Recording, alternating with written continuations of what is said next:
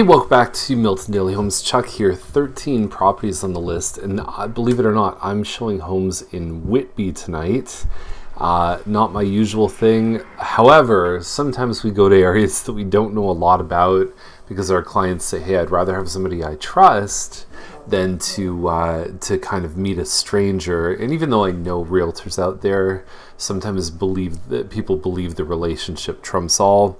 Now, I would trust a great agent in an area they don't know probably more than a kind of okay agent who is an area expert, because of things like the research and the ability to still get pretty good information. But what I always believe is if I'm sort of dragged out to an area where I don't work a lot, I always try and, before we make any final decisions, touch base with my friends, say, look, this is the property we're interested in. What do you think? Kind of. So anyway, we always do our best to make sure our clients, these are big decisions they're making, that they're doing the right thing. And but yeah, I got a long drive tonight to go see some properties. Let's talk about some Milton homes.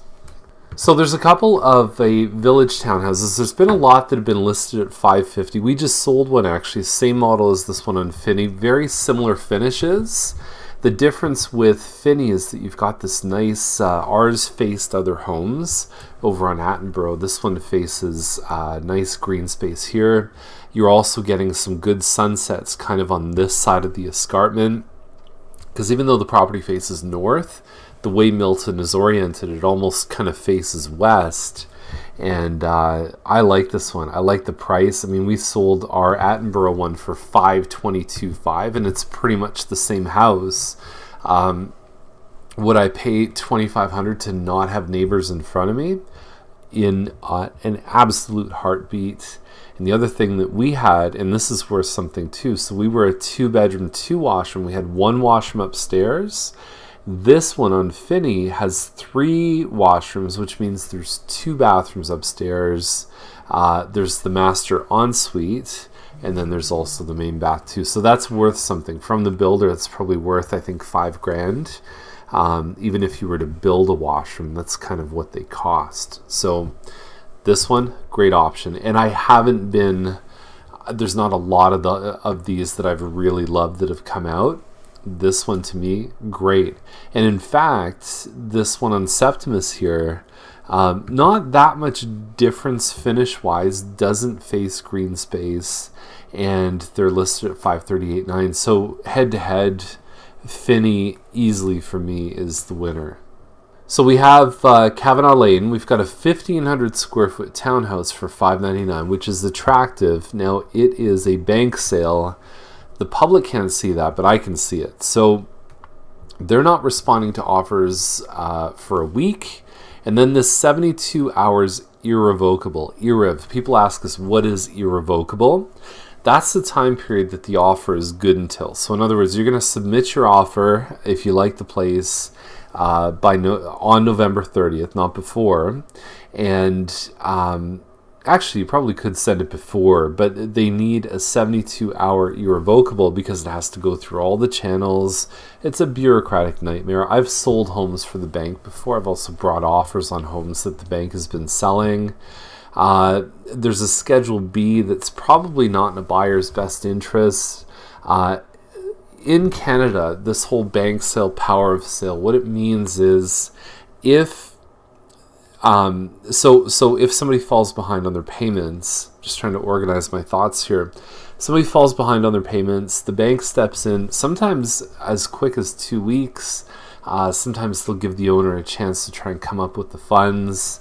But they will begin the power of sale process, different than foreclosure. Foreclosure, the bank is going after ownership rights, and that's a long court process. Canada, power of sale, nice and quick. And the idea is the bank is paid whatever money is owed to them, whether it's if the owner's behind on property taxes or mortgage payments or anything else, and the owner receives the rest. Okay, so it's a very equitable kind of split. So why they do this kind of no offers until a week later is so that they could prove if there was ever a dispute that they fully exposed the property to the market, that they didn't sell it in a day and potentially undersold it, because the bank gets to decide what it actually sells for. Bureaucratically, though, if you sell them, they're a nightmare. The other thing is they're going to sell it as is, so they're going to make you agree to that. So if there's any issues with it on closing, too bad. So that can kind of suck for a buyer. The second thing is that if you buy this home and the seller comes up with the money, which doesn't often happen, but it does happen, then there's usually a clause in the schedule that says that they can cancel the agreement at any time, meaning the day before closing, they can say, done, we're back, we got our money, and so the home is no longer sold. If you've sold a home, or if you've given your notice for rent, and that happens, that puts you in a very, very difficult spot. So that's some stuff about power of sales. They're not always the great deals that people think they are. Sometimes there's no appliances included, and obviously there's no pictures, so I don't even know what model it is. I could probably do a street view, but my intention was just to give you some thoughts about what bank sales are about and how a power of sale works in Canada. So people like to talk about the Canadian market, the GTA real estate market, but the truth is there's micro markets that exist right now. So last month's stats say that we're like 30-something% of detached homes that come on the market are selling in any given month. That's like a 1 in 3. It's very much where the buyers are in control of that range. For townhouses, we're at 73%. By the way, all this information can be found on, if you subscribe to Milton Price Report.com, that'll get you on our mailing list where we send you the report every month. But townhouses, 73%. So that's, in the spring, the whole market was at 80%. So townhouses still have a lot of legs. As you move further up in the price range, there's very few townhouses that have been selling for $700 or even more. So that puts us at this one on Timber Place, which is $689. And I think they've priced it really well. 1873 square feet. It's an Oakwood model. It's all brick. Mostly, there's a bit of wood here. Very, very nice. I've seen this home in person. Sometimes people don't know what to do with this front room here, which is just kind of off to the side when you first come in. It is a good Christmas tree room, but most of the home is this kind of a long living dining area, and then you've got just a lovely kitchen here, well dressed. I mean, the floors are beautiful. I love everything about this home.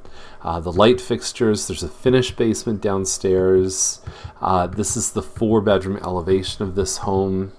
And yeah, it's really put together nice.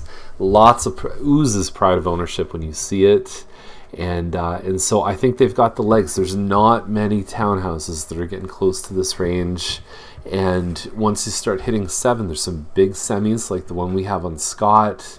That's really functionally a linked home, so it's only linked by the garage, which is even a little bit bigger than this one, but without the finished basement. You're starting to see, even in this list, you're seeing detached homes for $750 now. So good price, right on the high end, and it deserves to be. Okay, so last one I'm going to talk about is Ruhl. So 849.9. I've always liked the idea of pricing 850,000. And the reason why, there's one in this list for 750,000 is because you're actually the first one in the 850 to 9 range, and you're the last one in the 8 to 850. So this price at 49.9 only gives you exposure to one of those brackets, not both. And for $100 difference, it functionally really doesn't make a difference to the marketing. So more exposure, more eyeballs.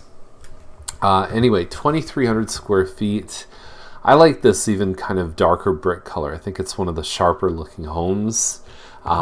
So this is a Plan 6, long driveway, no sidewalk, and you've got the park here. And I would say that this, the park, and even actually the park I think is down here. That's the townhouses on Onley.